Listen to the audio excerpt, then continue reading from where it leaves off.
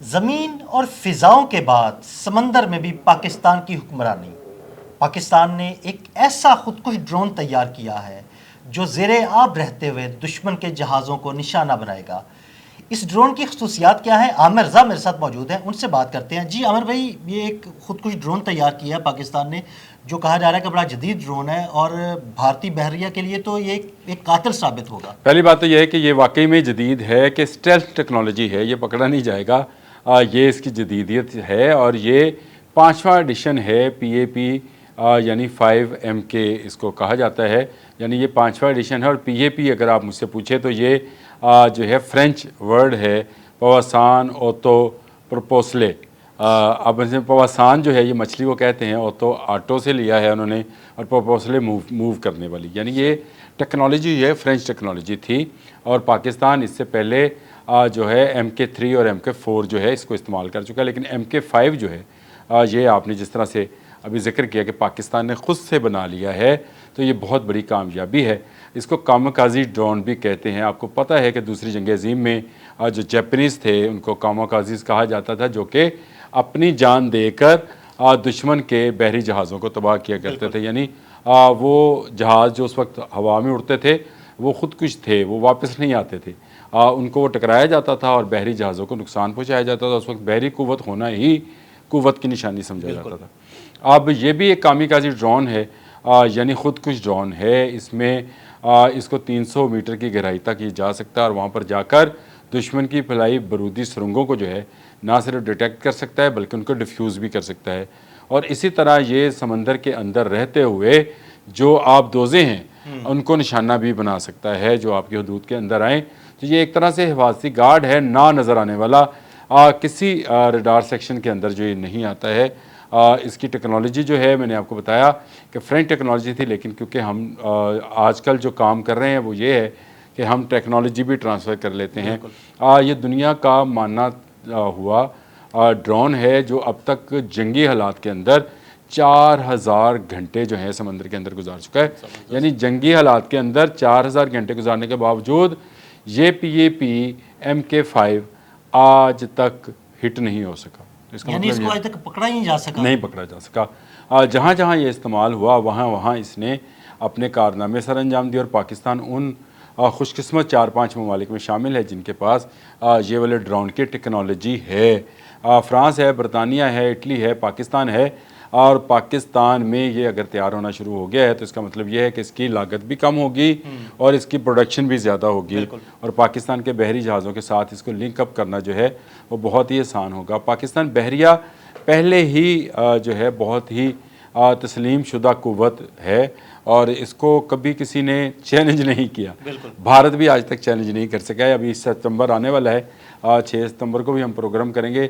बहरिया का डे मेरा ख्याल है 8 सितंबर होता है। 7 को फ़ज़ाइया का दिन मनाया जाता है और 8 को जो है बहरिया का मनाया जाता है। उस ज़माने में 65 के ज़माने में बड़ी धूम थी द्वारका की और उसको तबाह किया था, हमारा हमला किया था हमने, आप दोस्त के ज़रिए किया था। आप हैरान होंगे कि आज से कितने साल बनते, 70 साल तकरीबन, 60-65 साल तो बनते ही होंगे।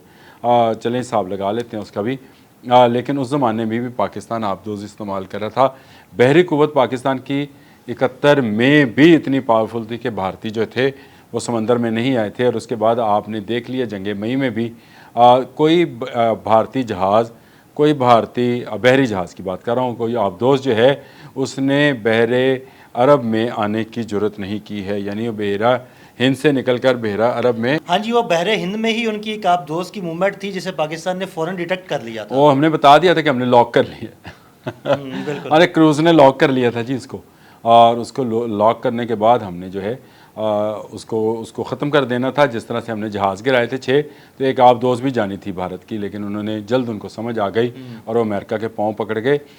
ये जो कामकाजी ड्रोन है पानी के अंदर छुपा हुआ मुहाफ़िज़, इसकी एक ख़ास बात अदील भाई, इसका टारपेडो सर्च करना है। टारपेडो आप समझते हैं कि वो रडार्स हैं जो दुश्मन की आमद का या उसके जाने का या आने का पता बताते हैं, और ना सिर्फ पता बताते हैं बल्कि ख़तरनाक भी होते हैं।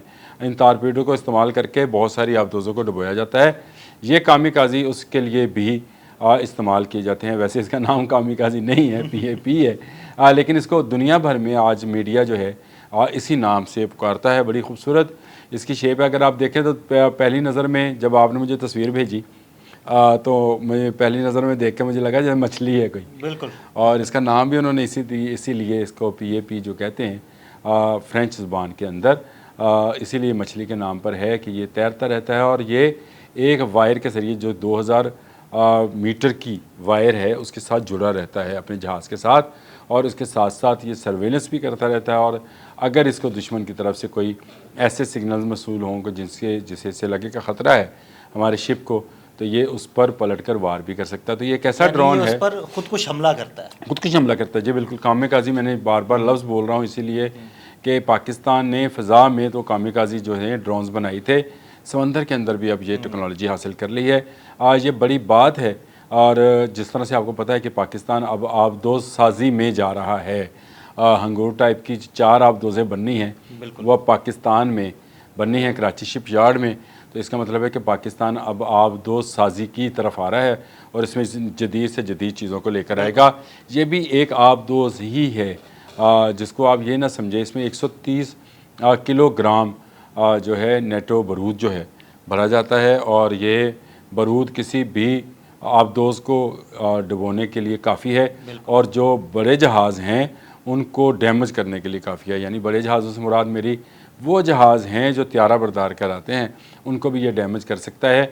और फिर ये मैंने जिस तरह से बताया कि समंदर की तह के अंदर छुपे दुश्मन, यानी वो बारूदी सुरंगें जो हमारे जहाज़ों के लिए, आबदोज़ों के लिए दुश्मन ने छुपाई होती है, तो उससे पहले ये ना सिर्फ सर्वेलेंस करेगा बल्कि उसको डिफ्यूज़ करने की भी। आमिर भाई, इसको ये भी तो कहा जा सकता है कि ये हमले के बगैर एक छोटी खुदकुश आबदोज़ है। हाँ बिल्कुल, आप सही कह सकते हैं। लेकिन मसला ये है कि ये जहाज़ से ऑपरेट होती है, और इसमें आतो जो मैंने लफ्ज़ बोला था एक, आपको याद होगा जो मैंने कहा था कि पवासोन ऑटो प्रोपोसले ऑटो जो है ऑटो से है, और ऑटो से मुराद ये है कि इसको रिमोटली कंट्रोल, आपने अच्छा याद भी दिला दिया कि रिमोटली कंट्रोल किया जा सकता है। यानी इससे दूर रहकर इसकी मूवमेंट को, इसकी तमाम तर सलाहियतों को इस्तेमाल जो है वो रिमोटली किया जा सकता है। यानी जहाज़ पर बैठे इसके कंट्रोल सेंटर्स के अंदर से कुछ लोग इसको कंट्रोल कर रहे होंगे, और ये दूर रहकर दुश्मन के साथ मुकाबला कर रही होगा। ये एक ऐसा मैं समझता हूँ हथियार है, पाकिस्तान बहरिया के पास आ गया है, जिसकी टेक्नोलॉजी भी आई है। और ये टेक्नोलॉजी अगर आ गई है तो इसका मतलब ये है बहरा अरबी नहीं, बहरे हिंद भी जो है वो भी हमारे कंट्रोल में होगा। ये कोई ऐसी बात नहीं है, लेकिन एक खूबसूरत प्रोडक्ट बनी। आपने जब तारफ़ कराई तो मुझे मज़ा भी आया देखकर, और पढ़कर भी मज़ा आया कि वाकई में ये एक ऐसी अचीवमेंट है जिसका ज़िक्र ज़रूर होना चाहिए। अभी तक मैंने वैसे मीडिया पर इसका ज़िक्र उस तरह से देखा नहीं है। आप मेरा ख्याल पहले शख्स हैं जिन्होंने ये जो प्रोडक्ट है पाकिस्तान की, इसको मंजर आम पर लेकर आए। बहुत शुक्रिया आमिर भाई जी। बिल्कुल पाकिस्तान के इस खुदकुश ड्रोन के बारे में आमिर भाई ने बड़ी तफसील के साथ आपको बताया कि किस तरह ये ज़ेरे आब रहते हुए हमारे दुश्मन यानी भारत के जहाज़ों के लिए एक खौफनाक ख़तरा होगा। आमिर रज़ा और अदील अहमद को इजाज़त दीजिएगा। अल्लाह हाफ़िज़।